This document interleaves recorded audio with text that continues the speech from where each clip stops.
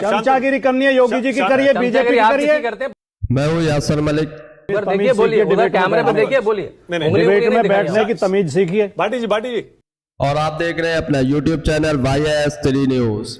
मुझसे बदतमीजी नहीं करेंगे। एक मिनट बता देता हूँ। एक मिनट भाटी जी नहीं, पहले इस आदमी से कहो तमीज सीखे डिबेट में बैठने की। भाटी जी आप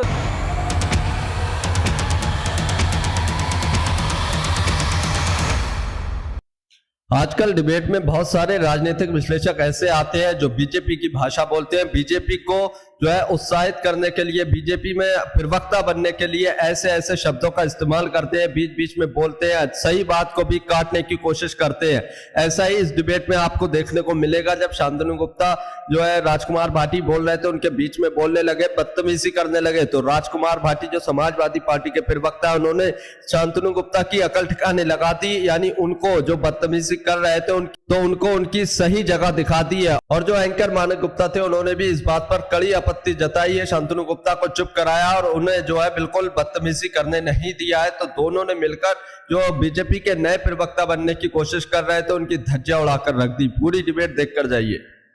भाटी जी, आपने आचार्य प्रमोद कृष्णम को सुन लिया, क्यों आप ये बिना बात हिंदुओं को बांटने की कोशिश कर रहे हैं, साजिश कर रहे हैं? भाटी जी पहले वही बोलिए। नहीं, एक तो गंभीर समस्या ये है कि वर्तमान युग की एक उपलब्धि ये है कि कुछ ऐसे अंधभक्त पैदा हो गए हैं देश में, जिन्हें लगता है कि मोदी और योगी के बाद ही जो कुछ भी हो रहा उनके बाद ही हो रहा, उससे पहले कुछ था ही नहीं। ना सनातन था, ना हिंदू धर्म था, ना शंकराचार्य थे, ना कोई रामायण पढ़ता था, ना कोई महाभारत पढ़ता था, ना कोई राम का नाम लेता था। ये मोदी जी ने किया जो कुछ भी किया। हिमालय पे बर्फ नहीं पड़ती थी, राम भक्तों पे गोली चलाने वाले बहुत।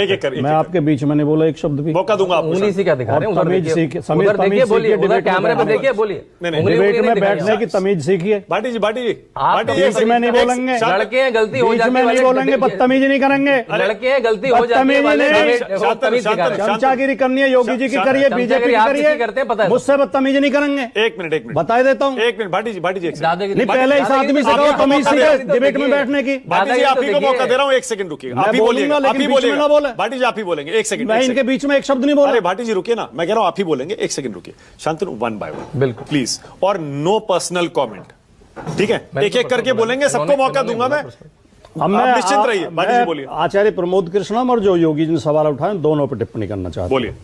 देखिए, ये शायद इस डिबेट में बैठे सब लोग मानेंगे, और सभी लोग जो समझदार लोग सब मानते हैं, धर्म ध्वजा राज ध्वजा से ऊपर होती है।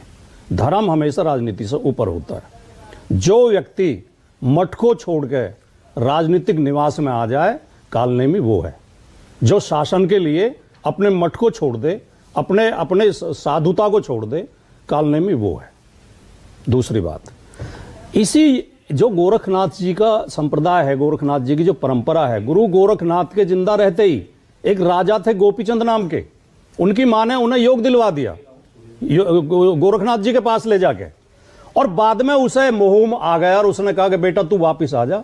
तो गोपीचंद ने कहा, मां मैं तो राजा की पदवी से तो बहुत ऊपर पहुंच गया हूं, मैं कहां इसे गंदगी में मुझे वापस लेकर आ रही है। एक हमारे योगी जी हैं जो मठ को छोड़ के इस राजनीति की गंदगी में बहुत सारे बाबा आए, तो कालनेमी कौन है ये आपको तय करना पड़ेगा। वैसे तो बहुत सारे बाबा आए हैं। नहीं, मैं लेकिन बात तो मेरी सही है, बात तो मेरी गलत नहीं। बहुत सारे बाबा आए हैं। अब एक योगी जी ने सवाल उठाया कि शंकराचार्य ने औरंगजेब जैसा नाम क्यों प्रयोग किया। जो औरंगजेब, और आचार्य प्रमोद कृष्णम कह रहे थे कि जो औरंगजेब जैसा शब्द कहे उस साधु की गर्मा गिरती है, वो साधु जो अच्छा नहीं है। योगी जी हमारे नेता के लिए, अखिलेश यादव जी के लिए 50 बार औरंगजेब कह चुके हैं, तो योगी जी क्यों साधु हैं? सवाल ये है। अब तो नेता है ना, अब तो नेता है वो योगी जी, अब तो नेता है। आपने नेता ही है। अरे कमाल है। अंधभक्त नहीं मानेंगे आप तो, समझदार एक एंकर हैं, समझदार पत्रकार, आप तो मान लेंगे। अंधभक्त नहीं मानेंगे। अंधभक्त कहते हैं बाबा पे उंगली उठा रहे हो, साधु पे उंगली उठा रहे हो, संत पे उंगली उठा रहे हो, मठाधीश पे अच्छा उंगली उठा रहे हो। आगे बाद में आपने जो अभी भी कहा ना कि जो बाबा धर्म छोड़कर राजनीति में आ जाए वो कालनेमी होता है, यही कहा ना आपने। कालनेमी वही ऐसे बहुत सारे धर्मगुरु हैं, चाहे हिंदू धर्म, चलिए हिंदू धर्म ही ले लीजिए, बहुत सारे ऐसे धर्मगुरु हैं जो राजनीति में आए हैं धर्म छोड़ के अपना। उनमें शायद कुछ समाजवादी पार्टी में भी रहे, कुछ कांग्रेस पार्टी में भी रहे। भाटी जी आप सबको कालनेमी कह रहे हैं? देखिए, नहीं, मैंने तो योगी जी के सवाल का जवाब दिया है। योगी जी कह रहे हैं नहीं कालनेमी, तो कालनेमी वो संत है जो जरूरत पड़ने पर, देखिए वो व्यवहार देख के समय देख के बोलते हैं, जो खराब करता है उसके खिलाफ बोलते हैं। जो जरूरत पड़ी तो राहुल गांधी के खिलाफ भी बोले, जरूरत पड़ी तो अखिलेश जी के खिलाफ भी बोले, आज जरूरत पड़ी तो योगी जी से सवाल कर रहे हैं। ठीक है। तो वो तो एक संत जैसा व्यवहार कर रहे हैं, लेकिन आप तो केवल अपनी राजनीति के लिए सबको अपमानित कर रहे हैं। एक सवाल यह उठा कि साधुओं के ऊपर पुलिस ने प्रहार इसलिए किया क्योंकि वे व्यवस्था तोड़ रहे थे। हाँ। वहां तो पुलिस की माननी पड़ेगी। हाँ। सवाल आया नहीं अभी। हाँ। वहां तो प्रशासन की माननी पड़ेगी। हाँ। तो जब 90 में समाजवादी शासन में जो हुआ तो वो पुलिस की नहीं मान रहे थे क्या? वहां अराजकता नहीं फैला रहे थे क्या? उस पर क्यों सवाल उठाते? और 2016 मतलब आप करें तो ठीक, दूसरी सरकार करे कानून व्यवस्था बनाने के लिए, अगर रोके तो वो गलत। और 2016 में भाटी जी, तो ये जो 2016 में हाँ। पहली बात तो ये शंकराचार्य नहीं थे, तो इसलिए मार दिया। ठीक है। दूसरी बात वो पुलिस की गलती थी, उसे माननीय मुख्यमंत्री अखिलेश यादव जी ने स्वीकार किया था, इनसे माफी मांगी थी जाके। योगी जी आके माफी मांग लें कि हमारी पुलिस से गलती हुई है, बहुत बढ़िया, पुलिस को दंडित करें, बोलिए, मामला ही खत्म हो जाएगा। तो दोस्तों, आप लोगों ने ये पूरी डिबेट देखी। आप लोग इस डिबेट के बारे में क्या कहते हैं, अपनी राय इस पर जरूर देकर जाइए। चाहे वो बीजेपी के प्रवक्ता हो या फिर राजनीतिक विश्लेषक हो जो बीजेपी के प्रवक्ता बनने की कोशिश करते हैं, और चाहे वो गोदी मीडिया के एंकर हो जो बीजेपी की चाटुकारिता करते हैं हर टाइम।